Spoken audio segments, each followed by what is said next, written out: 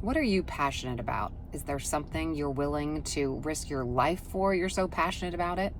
Well, it's 4th of July tomorrow, and I've been reading this book I got at the library called American Patriots. And it's the story of some regular individuals, just like you and me, who at the time of the Revolutionary War before the Revolutionary War and during, were so passionate and believed in their cause so much that they were willing to risk their lives.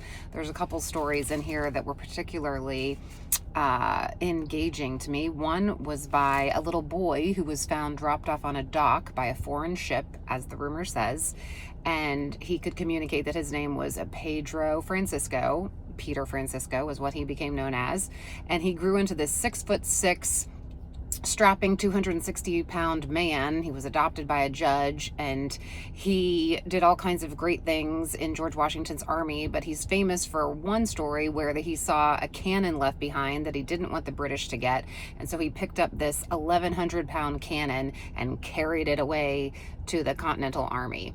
And then another is by a woman named Nancy Hart, who she was like 6 foot tall. She sometimes disguised herself as a man and would go into like the neighboring bars where the British were talking to eavesdrop on information.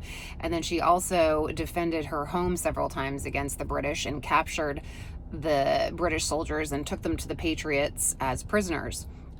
So what are you passionate about? Are you so passionate about what you're working for or what you're doing that you're willing to risk your life? Not that you have to these days, but in 1775 and back before we got our freedom from Britain, people believed in the cause and were passionate enough to do life-endangering things. And so I just encourage you today to live. What's your passion? Do it. Go for it. Study it. Develop it. Work on it. Move in that direction.